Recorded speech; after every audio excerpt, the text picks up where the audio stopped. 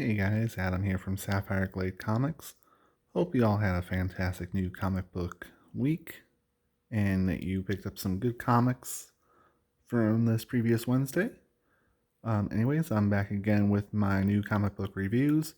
I'm not going to do one for last week. Just way too many comics to read, so I wanted to read these first and do this review. So let's go ahead and get started. Starting things off, we have Radiant Black, issue number 3. This is writer's block to a T. Our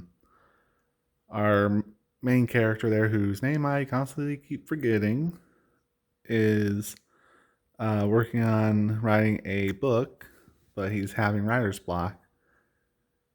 So, daily struggle. When you sit down and you want to write something and you just don't know what to write, you can sometimes deal with a little bit of writer's block.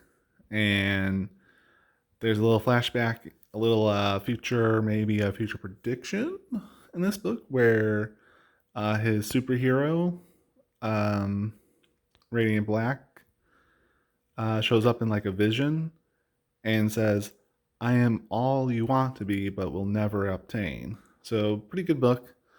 And it's going to pick up steam in issue number 4 and beyond because this was actually a very slow issue, but I'm not disappointed.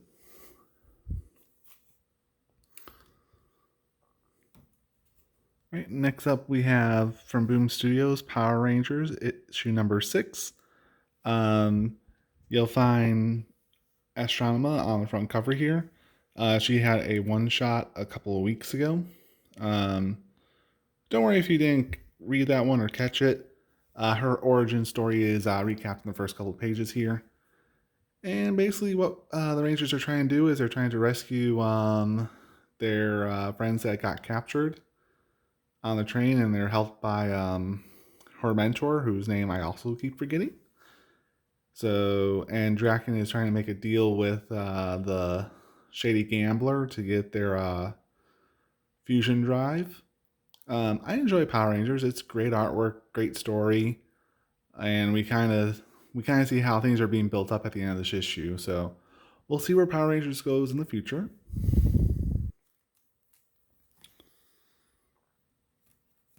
All right, next up is Captain Marvel. This is a beautiful cover, and this is the beginning of a new 3-part story arc where Captain Marvel is trying to learn magic. Now, I don't know much about the issues before this other than what I read in trade paperbacks volume 1 and 2. If you haven't seen those videos, I'll just link them in the description below. And I need to get my hands on trade paperback 3 still. So basically what's going on here is Carol Danvers is trying to learn magic from Doctor Strange. And he denies her the fact and kind of forces her to be like, hey, you have to see it from your own perspective and study it, learn it, become it.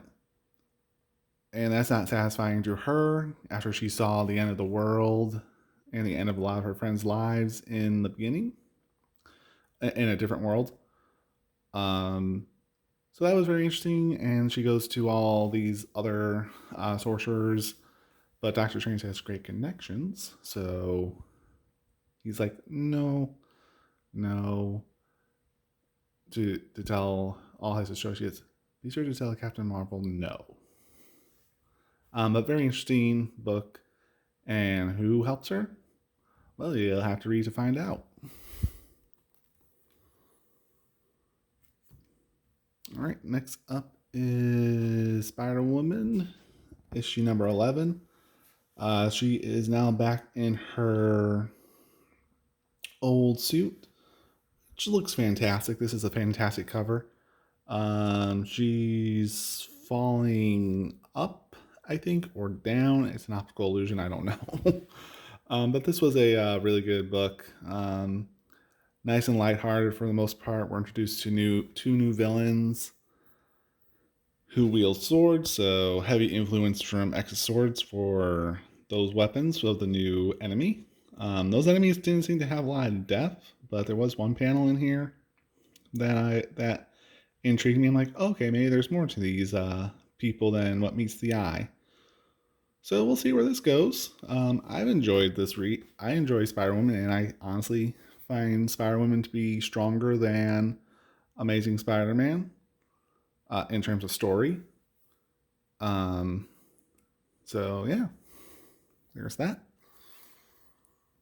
I'm trying to be quiet because it's super late, and I don't want to wake up my neighbor upstairs or wake up her dog. And then we have Nightwing issue 79, another fantastic installment of Nightwing by Tom Taylor. So as you recall from last issue, Nightwing is a billionaire now. And what does he do? He gets pizza with Barbara Gordon. And he's trying to figure out what can he do with this money? What should he do with this money? So he throws a pizza party for all of Bloodhaven's homeless population.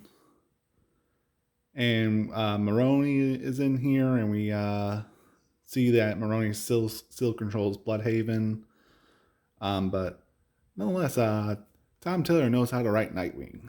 And it's only been 2 issues. Like, it only took 2 issues for me to be like, yes, this is great. So, and Justice League issue number 60 with Justice League Dark as the secondary story.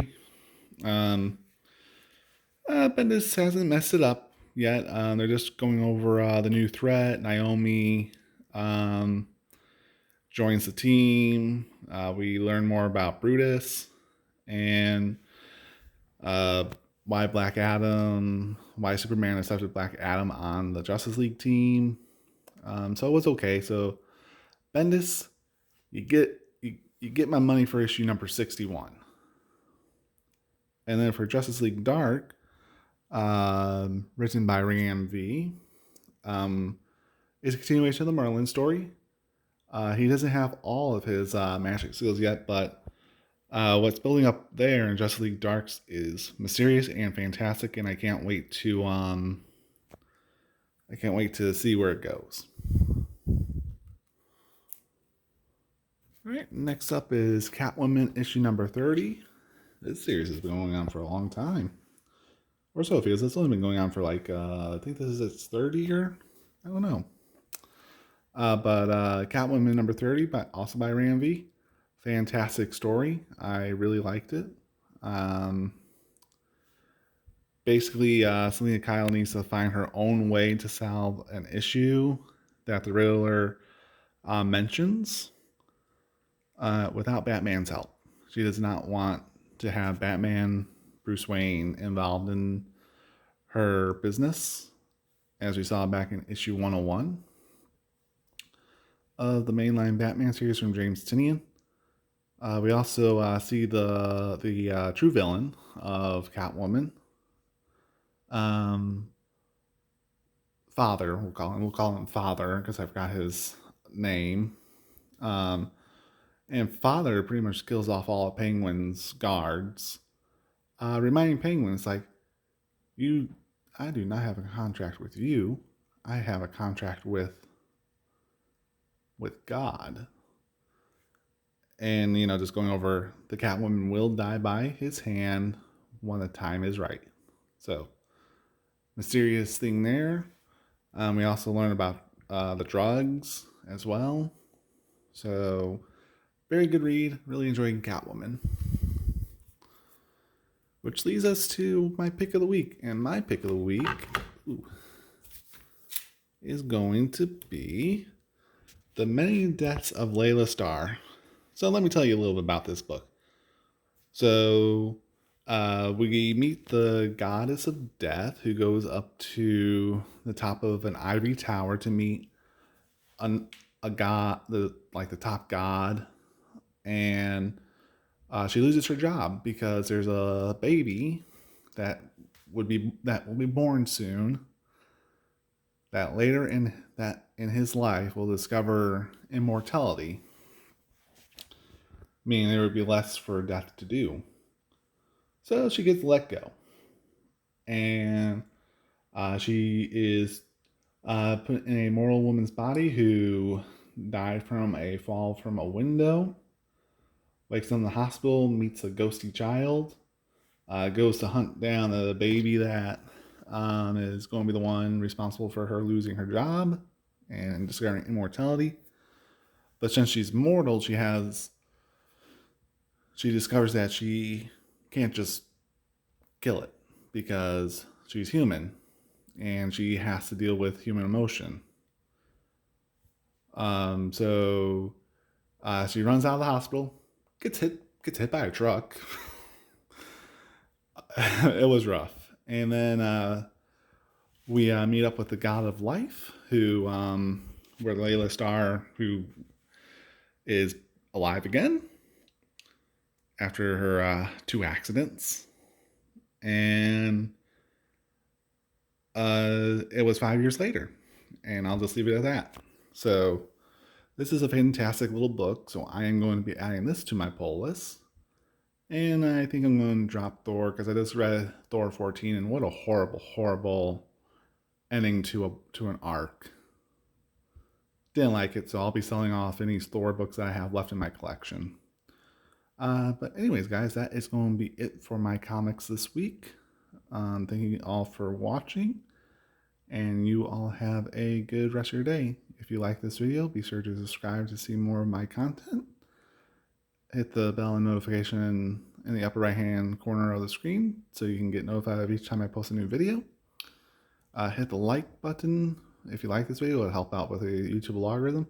Consider supporting the channel on Patreon as well. $3 a month will give you 24 hours access to my videos, any that I upload.